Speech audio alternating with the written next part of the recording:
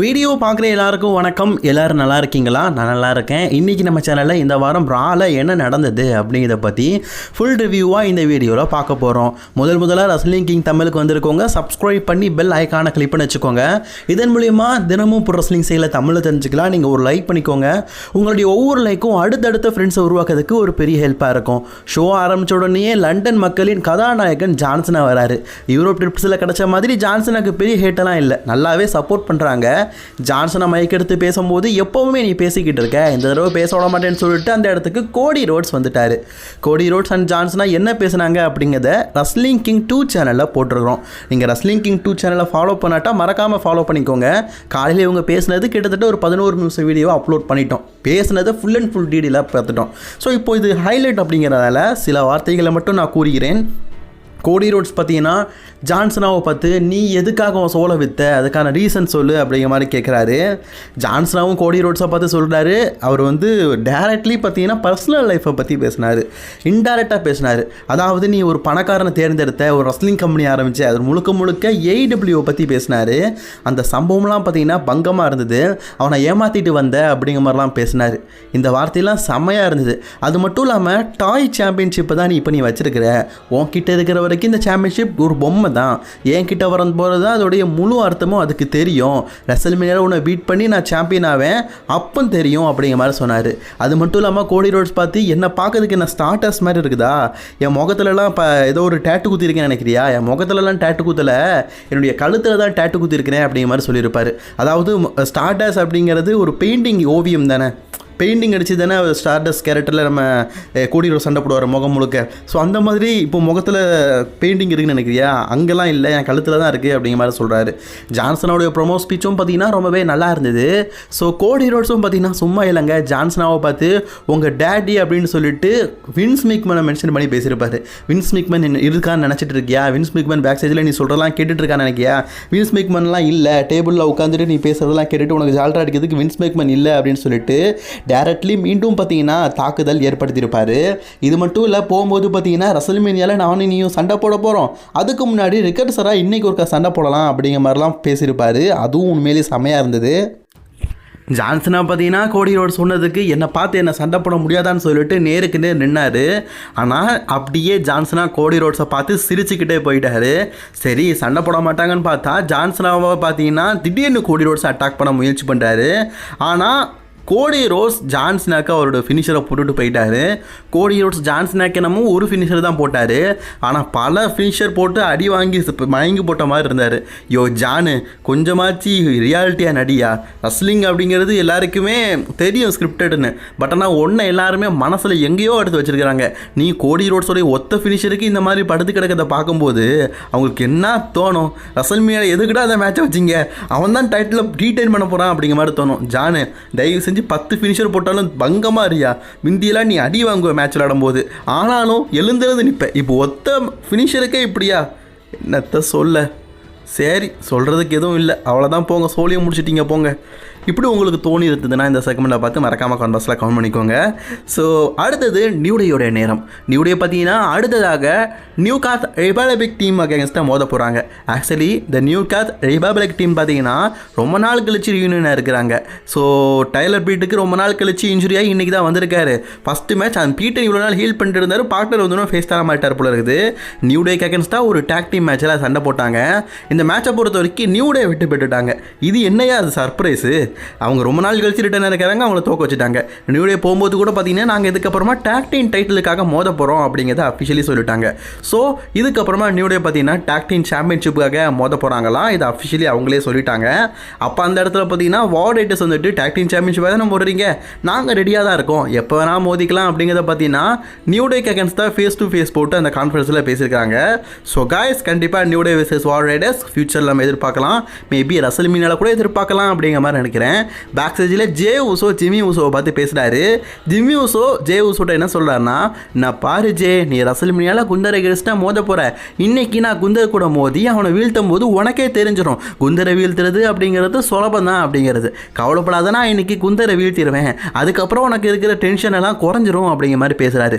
அதுக்கு ஜே சொல்கிறாரு, நான் பாரு ஜிம்மி, நான் கிட்டத்தட்ட ஒரு 3 தடவை குந்தர் கூட மோதிருக்கிறேன், அவனை பற்றி எனக்கு எனக்கு நல்லாவே தெரியும், அவன் நினைக்கிற மாதிரி ஈஸியான ஆள் கிடையாது, நம்ம நினைக்கிறத விட ரொம்பவே டஃப்பான காய், ஸோ நீ கொஞ்சம் பார்த்து இருக்கணும் அப்படிங்கிற மாதிரி ஜே ஊசோ ஜிம்மி ஊசோ கூட பார்த்து பேசுகிறாரு. ஸோ குந்தர் சாதாரணமானவன் இல்லை, அவன் ரொம்ப முரட்டுத்தனமானவன் அப்படிங்கிற மாதிரி சொல்கிறாரு. ஸோ அடுத்ததாக J Uso versus Jimmy Uso match தான் பார்த்தீங்கன்னா நடக்க போது ஜிம்மி ஊசோ வந்துட்டாரு அண்ட் வேர்ல்டு ஹெவிவெயிட் சாம்பியனான குந்தரும் வந்துட்டாரு. இரண்டு பேருமே பார்த்தீங்கன்னா நேருக்கு ரெண்டு சம்பவம் நல்லா இருந்தது, ஜே அண்ட் ஜிம்மி பார்க்குற மாதிரி இருந்தது. மேட்சும் நல்லா கொண்டு போனாங்க. இதில் குந்தர் பக்காவாக ஜிம்மி ஊசோவை செஞ்சுட்டாரு. போன வாரம் கன்னத்தில் அறந்தார்ல, அதுக்கு ரிவெஞ்சிங் கொடுக்குற மாதிரி பல மூமெண்ட் நடந்தது. ஸோ மேட்சும் உண்மையிலேயே அருமையாக கொண்டு போனாங்க. இந்த மேட்சை பொறுத்த வரைக்கும் ஃபைனலி பார்த்தீங்கன்னா குந்தர் வெற்றி பெற்று விட்டார் அண்ட் ஜிம்மி ஊசை வீழ்த்தி வெற்றி பெற்றது ஹெவிவெயிட் சாம்பியன்ஷிப்பை இடுப்பில் கட்டிட்டு போவாரான்னு பார்த்தா இல்லைங்க, ஜிம்மி ஊசோக்கு அகைன் பார்த்தீங்கன்னா அந்த ஸ்லீப்பர் லாக்குன்னு சொல்லுவோம்ல அதை போடுறாரு, அதாவது கழுத்துலேயே போடுவார்ல அந்த லாக்கை போடுறாரு. ஸோ அப்போ அந்த இடத்துக்கு பார்த்தீங்கன்னா ஜே ஊசோ வராரு. தன்னுடைய சகோதரன் அடி வாங்கதை பார்த்துட்டு ஜே ஊசோ சரியாக இருப்பாரா வராரு. ஸோ ஜே ஊசோ குந்தர் விரட்டி அடிச்சிட்டாரு. அவர் ஆடியன்ஸ் சேரோட எங்கேயோ ஓடி போயிட்டாரு. இப்போ ஜிம்மி ஊசோவை பார்த்தீங்கன்னா அப்படியே தோல் மேலே தோல் கை போட்டுட்டு அப்படியே ஒரு சாக்கு பார்த்தீங்கன்னா கூட்டிகிட்டு போயிட்டு இருக்காரு. ஏன்னா தன்னுடைய சகோதரன் பயங்கரமாக அடி வாங்கியிருக்காம்ல. இப்போ என்ன தெரியுமா ஒரு பிரச்சனை, அடி வாங்கிட்டு போன குந்தர் வந்து பின்னாடியோடி வந்து ஜே ஊசோ பயங்கரமாக அட்டாக் பண்ணுறாரு. வேற லெவலில் அட்டாக் பண்ணுறாரு. அட்டாக் பண்ணது மட்டும் இல்லாமல் கையில் ஒரு ஸ்ட்ராப் எடுத்துருந்துருக்காரு, அதை ரோப்பில் கட்டி விட்டுட்டாரு. இப்போ ஜே ஊசோ எந்த பக்கமும் நகல முடியாது. ஜிம்மி ஊசோ கையில் வசமாக மாட்டிட்டாரா, ஃபஸ்ட்டு அந்த சாம்பியன்ஷிப் எடுத்து மண்டையிலே அடிக்கிறாரு. அது மட்டும் இல்லாமல் வெப்பன்ஸ் எடுத்து அடிக்கிறாரு. ஸோ அதுக்கப்புறமா ஜே ஊசோ முன்னாடியே ஜிம்மி ஊசோக்கு ஸ்லீப்பர் லாக் போட்டு பங்கமாக இருந்தது. இந்த செக்மெண்ட்லாம் பார்க்கும்போது 2021 ரோமன் ரெயின்ஸ் ஒரு செக்மெண்ட் பண்ணியிருப்பாரு ஹெலினஸில், அதை பார்க்குற மாதிரியே இருந்தது. ஸோ குந்தர் வெர்சஸ் ஜே ஊசோக்கான ஸ்டோரி ஹைப் ப்ளஸ் இந்த வாரம் நல்லா இருந்தது. கிட்டத்தட்ட ஒரு 3-4 வாரமாக பார்த்தீங்கன்னா ஸ்டோரி ஐபின்னு சொல்லிட்டு நாசப்படுத்தி விட்டுருந்தானுங்க. பட் நான் இந்த வாரம் உண்மையிலேயே பார்த்தீங்கன்னா இந்த செக்மெண்ட் நல்லா இருந்தது. ஜிம்மி அண்ட் ஜே ஊசோ மீண்டும் ஒன்று சேர்ந்து, அதுவும் குந்தர் அகேன்ஸ்டாக ஜே ஊசோ மோதும் போது ஜிம்மியை இந்த ஸ்டோரியில் இன்வால்வ்மெண்ட் பண்ணது உண்மையிலேயே ஒரு நல்ல விஷயம் தான். போன வாரம் இதுக்கு தான் ஜோ என்ட்ரிக்கு பதிலாக ஜிம்மி ஊசோவை கூட்டிட்டு இருந்தாங்க போல இருக்குது. ஸ்டோரி இப்படி நல்லா தான் கொண்டு போயிருக்கிறாங்க. அதுக்கப்புறமா என்ன, குந்தர் போனதுக்கப்புறமா ஜே ஊசோ பார்த்தீங்கன்னா கை தாங்கல ஜிம்மி ஊசோவை கூட்டிட்டு போயிருக்காரு. இன்னைக்கு ஜிம்மி ஊசோ பார்த்தீங்கன்னா தன்னுடைய பிரதருக்காக முகத்தில் ரத்தம் சிந்துற மாதிரி தக்காளி சட்னியை ஊற்றிருக்காரு. ஸோ இது ரியலா ஃபேக்கா அப்படிங்கிறத மறக்காமல் கமெண்ட் பாக்ஸில் கமெண்ட் பண்ணிக்கோங்க. இதை தொடர்ந்து அப்படியே பேக் ஸ்டேஜில் பார்த்தோன்னா ஃபின் அண்ட் டாமினிக் மிஸ்டீரியோ 2 பேருமே சேர்ந்து இன்றைக்கி பெண்டா மற்றும் ப்ரான் பிரேக்கரை எதிர்த்து மோத போகிறாங்க. சார் ஃபின் பேலர் என்ன சொல்கிறாருன்னா, இன்றைக்கி நம்ம ப்ரான் பிரேக்கர் புண்டை கூட சண்டை போட போகிறோம், இதில் கண்டிப்பாக 2 பேரையும் நம்ம வீழ்த்தணும் அப்படிங்கிற மாதிரி பேசிகிட்டு இருக்காரு. So and leave and regulators பார்த்தீங்கன்னா இந்த இடத்துக்கு வந்து ஸோ கண்டிப்பாக நீங்கள் வெற்றி பெறணும் காய்ஸ் அப்படிங்கிற மாதிரி என்கரேஜ் பண்ணுறாங்க. ஸோ அதுக்கப்புறமா பார்த்தீங்கன்னா நம்ம ஹாலி ஹீரோ 0 காய் பெண்டா பார்த்தீங்கன்னா வந்துட்டாரு. பெண்டா அண்ட் ப்ரான் பிரேக்கர் 2 பேருமே சேர்ந்து இன்றைக்கி டாக்டிமாக சண்டை போட போகிறாங்க. உண்மையிலேயே பெண்டா தாங்க பார்க்கறதுக்கே பயங்கரமாக இருக்காரு. ஸோ பெண்டாயை பொறுத்த வரைக்கும் அவருடைய கெட்டப் ஸ்டைல் இருக்குல்ல, பார்க்க நல்லா இருக்குது. ப்ரான் பிரேக்கர் பாருங்களேன், சிரிக்கிறார் அவரை பார்த்து. ஸோ அண்ட் ஜட்ஜ்மெண்ட்டே நெக்ஸ்ட் வராங்க. தொடர் தோல்விகளே செஞ்சுட்டு இருக்கிற ஜட்ஜ்மெண்ட்டே இன்றைக்கி வெற்றி பெறாங்களா அப்படிங்கிறத பார்ப்போம். ஸோ இந்த மேட்சை பொறுத்த வரைக்கும் என்னாச்சு கேட்டிங்கன்னா, ப்ரான் பிரேக்கரை கீழே டாப்னிங் மிஸ்டீரியோ பார்த்துக்கிட்டாரு. இந்த வாய்ப்பை பயன்படுத்திக்கிட்ட ஃபின் பேலர் ரொம்பவே க்ளீனாக பார்த்தீங்கன்னா இன்றைக்கி பெண்டாவை வீழ்த்தி வின் பண்ணிட்டாரு. ஸோ பெண்டாவுடைய ஃபஸ்ட்டு தோல்வி இன்றைக்கி பார்த்தீங்கன்னா ஃபின் பேலர் கிட்ட இருந்திருக்குது. Fin baler and Dominic Mysterio ரொம்ப நாள் கழிச்சு ஒரு டாக்டி மேட்சில் வெற்றி பெற்றிருக்காங்க. அண்ட் ஃபின் பேலர் ரொம்ப நாள் கழிச்சு ஒருத்தர் பின்ஃபால் பண்ணி வின் பண்ணியிருக்காரு. ஸோ இதில் வெற்றி பெற்றுட்டாங்க. உண்மையிலேயே ஒரு பெரிய விஷயம் தாங்க. ஏன்னா ஃபின் டாமினிக் மிஸ்டீரியோ பார்த்தீங்கன்னா ரொம்ப நாள் கழிச்சு தோத்து இன்னைக்கு வின் பண்ணியிருக்காங்க. எனக்கு தெரிஞ்சு ஃபின்னோடைய வெற்றி கிட்டத்தட்ட ஒரு 6 மாதம் இருக்கும். எனக்கு 6 மாதமாக எந்த மேட்சில் வின் பண்ணல. பேக் ஸ்டேஜில் ஜேக்கபிள் பார்த்தீங்கன்னா நெக்ஸ்ட் வீக் ராக் என்னால் வர முடியாது, டாக்டர் பாரு எனக்கு உடம்பு சரியில்லைன்னு சொல்லிக்கிறாங்க சொல்லிட்டு ஒரு சர்டிஃபிகேட் கொடுத்துட்டாரு.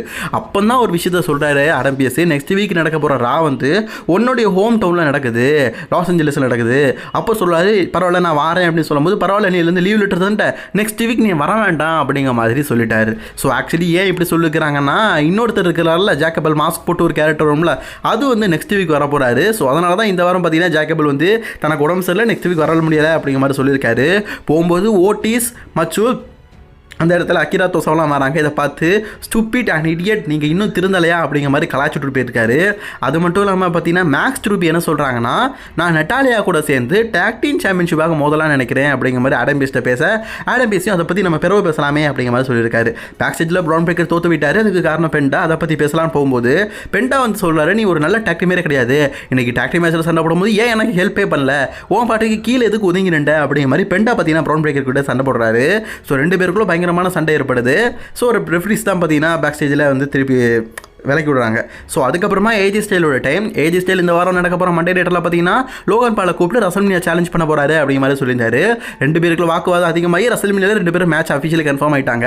ஸோ WWE ரசல்மனியாவில் அடுத்த கட்டமாக 7வது மேட்சாக, இது வரைக்கும் 6 மேட்ச் கன்ஃபார்ம் பண்ணிக்கிறாங்க. 7வது மேட்சாக பார்த்தீங்கன்னா AJ Styles versus Logan Paul is official இந்த வாரம் நடக்க போகிற மண்டே நைட்டில் பார்த்தீங்கன்னா கன்ஃபார்ம் பண்ணிட்டாங்க. போகிற போக்கில் பார்த்தீங்கன்னா ஏஜி ஸ்டைலுக்கு தன்னுடைய ஃபினிஷரை போட்டு கெத்து காட்டியிருக்காரு நம்ம லோகன் பால். ஆரம்பத்தில் ஏஜி ஸ்டைல் அடிக்கிற மாதிரி தான் இருந்தது, கடைசியில் லோகன் பாலுக்கு எது கட்டிட்டாரு. லோகன் பாலுக்கு வேறு இந்த மாதத்தோட எண்டிங்கில் பார்த்தீங்கன்னா ஒரு ரியல் ஃபைட்டிங் தம் பிரதர் கூட இருக்குது. அதே மாதிரி ஏப்ரல் மாதத்துலேயே ஒரு மேட்ச் இருக்குது. எப்படி தான் சமாளிக்க போகிறாருன்னு தெரில. ஸோ தொடர்ந்து கால் ஷீட்டில் பார்த்தீங்கன்னா பிஸியாக இருக்கார் நம்ம லோகன் பால். ஸோ அதுக்கப்புறமா பேக் ஸ்டேஜில் இன்டர் கான்டினென்டல் சாம்பியன், உமனோட இன்டர் கான்டினென்டல் சாம்பியனான லைரா வெல்கேரி அப்படின்னு சொல்கிறாங்க. போன வாரம் எனக்கு பெய்லி ஹெல்ப் பண்ணா உண்மை தான், ராயல் டாட்டேஸில் வீழ்த்தி நான் வின் பண்ணிட்டேன். நெக்ஸ்ட் வீக் நடக்க போகிற மண்டே நைட்டால் நான் வந்து பெய்லிக்கு ஒரு சான்ஸ் கொடுத்துருக்கிறேன். பெய்லுக்கும் எனக்கும் women's inter continental championship next week நடக்க போகிற மண்டே நைட்டால் நடக்க போகுது. என்னோட டைட்டில் நான் அகைன் டிஃபெண்ட் பண்ண போகிறேன். 2 வாரத்துக்கு ஒருக்கா நான் என்னோட டைட்டில் டிஃபெண்ட் பண்ணிட்டு இருக்கேன் அப்படிங்கிற மாதிரி தான் ஒரு நல்ல சாம்பியன் அப்படிங்கிறத பார்த்தீங்கன்னா லைரா வெல்கேரியா சொல்லிட்டு இருக்காங்க. ஸோ நெக்ஸ்ட் வீக் பார்த்தீங்கன்னா லைரா வெல்கேரியாக்கும் பெய்லிக்கும் அகேன்ஸ்டாக ஒரு சிங்கிள்ஸ் மேட்ச் நடக்க போகுது. இது அஃபிஷியலி போஸ்டர் போட்டே காட்டிட்டாங்க. சிஎம் பாங் இன்னைக்கு ராக வரேன்னு சொன்னார், பட் நான் வரல, அது ஏமாத்தனா. இதை தொடர்ந்து பார்த்தீங்கன்னா நெக்ஸ்ட் வீக் நடக்க போகிற மண்டே நைட்டருக்கு எல் கிராண்டோ அமாரக்காண்டோ அவர் வராராம். ஓ ஜேக்கபிள் வர, நான் தான் சொன்னோம்ல ஜேக்கபிள் வரல இவர் வரான்னு, என்ன சொல்ல சொல்கிறதுக்கு ஒன்றும் இல்லை. அண்ட் நெக்ஸ்ட் வீக் நடக்க போகிற மண்டே நைட்டராக்கு உங்கள் ராவுடைய தலைவன் செத் ஃப்ரீக்கிங் ராலன்ஸ் பார்த்தீங்கன்னா நெக்ஸ்ட் வீக் நடக்க போகிற மண்டே நைட்டராக வராரு அப்படிங்கிற மாதிரி சொல்லிட்டாரு. காசு இன்றைக்கி நடந்த மண்டே நைட்டரா வந்து சோனி ஸ்போர்ட்ஸ் நெட்வொர்க்கில் டெலிகாஸ்ட் ஆச்சு பார்த்தீங்களா.